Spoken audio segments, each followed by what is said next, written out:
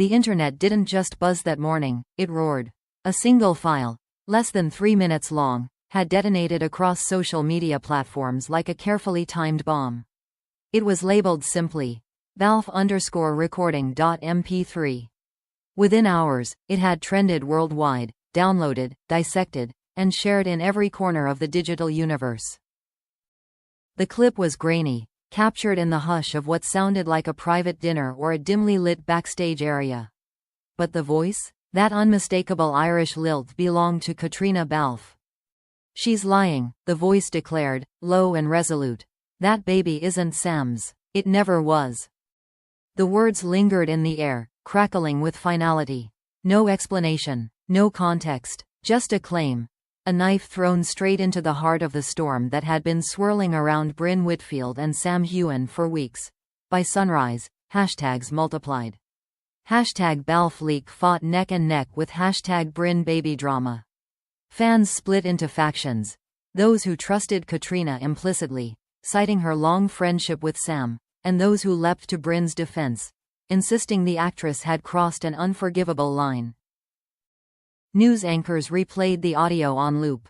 Commentators parsed every syllable, every pause, every shift in tone, like archaeologists unearthing sacred text.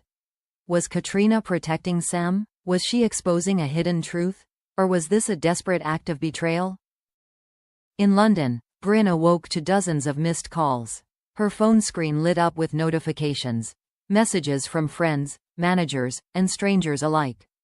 Her hands shook as she tapped the file and heard the voice for herself. "That baby isn't Sam's." The mug of tea slipped from her grasp, shattering on the kitchen floor. She stumbled backward, her breath ragged, palms pressed against her temples as if she could block the words from entering her mind. "They'll believe her," she whispered to no one. "They'll all believe her." Tears burned her eyes. She thought of the ultrasound tucked away in her nightstand, the first photograph of the tiny heartbeat that had changed everything. She thought of the headlines that would follow. Whitfield caught in lie.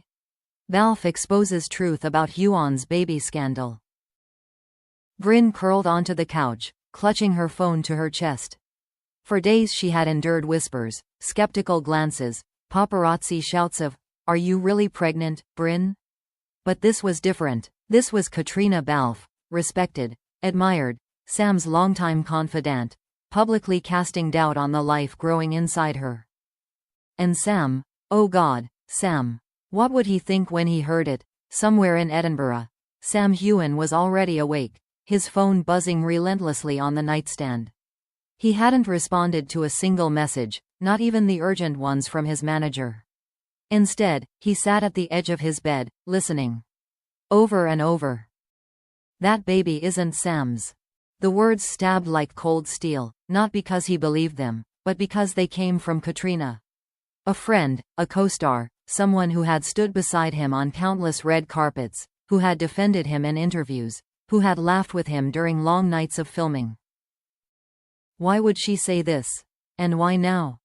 Sam clenched his jaw, tossing the phone aside. His silence stretched across the day, feeding the frenzy.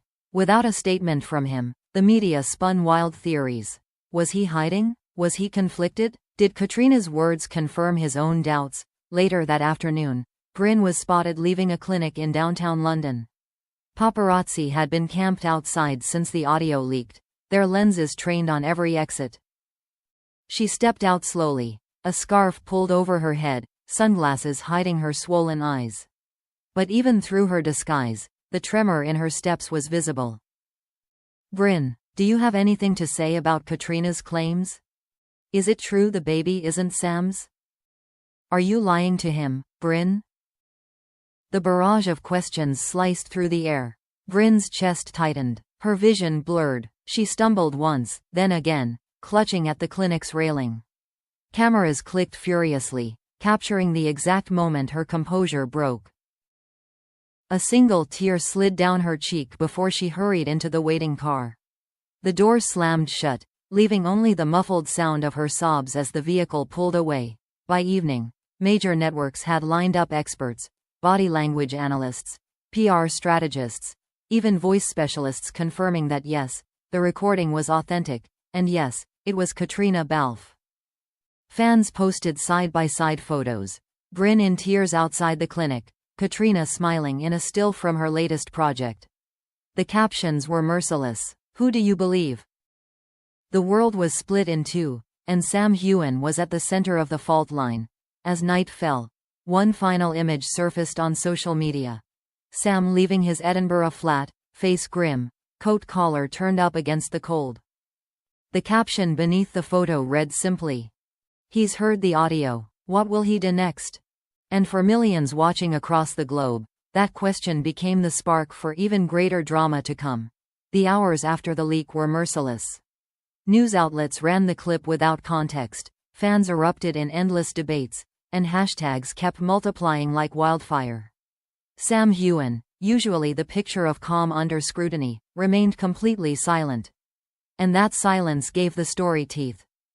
In London, Brynn Whitfield felt the weight of every headline pressing down on her chest. She couldn't step outside without flashes blinding her, couldn't open her phone without a barrage of cruel comments, and couldn't close her eyes without hearing Caitríona's voice repeating the same damning line, "That baby isn't Sam's." Her tears blurred the television screen as commentators speculated endlessly. Some accused her of lying. Others wondered aloud if Caitríona's words were motivated by jealousy. But in every debate, Brynn herself was treated not as a woman, not as a mother-to-be, but as a scandal, an entertainment commodity. That evening, Sam finally arrived at her flat. The tension in the room was thick as Brynn sat curled on the couch, her face streaked with silent tears. "Tell me you don't believe her," she whispered, her voice raw. Sam knelt in front of her, his hands taking hers with a steady grip. "Brynn, look at me. I don't care what was said, I know the truth. This baby, our baby, is mine. Don't let the world make you doubt that." His conviction was strong, but Brynn's heart still trembled. "She's your friend, Sam. People trust her. If she says this, they'll believe her over me." Sam's jaw tightened. "Then she and I will have words. But right now, what matters is you. I won't let you go through this alone." Hours later, away from the cameras, Sam confronted Caitríona directly. The air between them was heavy, years of friendship shadowed by a single sentence taken out of context. "Why would you say something like that?" Sam demanded. Caitríona's eyes flashed with frustration. "You think I wanted this? You think I asked to be recorded?" "It wasn't what it sounded like, Sam. It was twisted." "Then make it right," Sam shot back. "Because Brynn is breaking under the weight of your words. She doesn't deserve this. None of us do." For the first time, Caitríona's voice faltered. "I was careless. I didn't realize how it would sound, how it could be cut. But I never meant to hurt her, or you." Sam's silence was enough to make the walls close in. He didn't yell, he didn't curse, he just stared, and in that stillness, the years of trust between them felt fragile, almost breakable. While Sam was away, Brynn scrolled endlessly through comments until her vision blurred and her chest grew tight. The stress overwhelmed her, and her body gave way beneath the pressure. By the time Sam returned, he found her faint on the floor, her breathing shallow. Panic surged through him as he lifted her into his arms and rushed her back to the hospital. The paparazzi cameras followed every step, shouting cruel questions as if her life were a headline rather than a fragile reality. Inside the sterile corridors, Sam paced like a man at war with time. The doctors worked quickly, stabilizing Brynn and assuring him the baby was safe. Relief washed through him, but the anger only deepened. This wasn't just gossip anymore. The lies, the noise, the endless speculation. It was endangering the woman he loved and the child they were expecting. When Brynn awoke, her eyes found Sam's. His hand was clutching hers so tightly it was as though he feared she might vanish. "You scared me," he whispered, his voice cracking for the first time that night.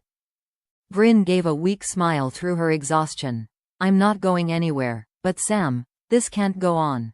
The world won't stop unless we make it stop." He nodded, determination settling into his features. For too long, he had played the game of silence, letting tabloids control the narrative. But now, looking at Brynn's fragile smile, Sam knew he had to fight back.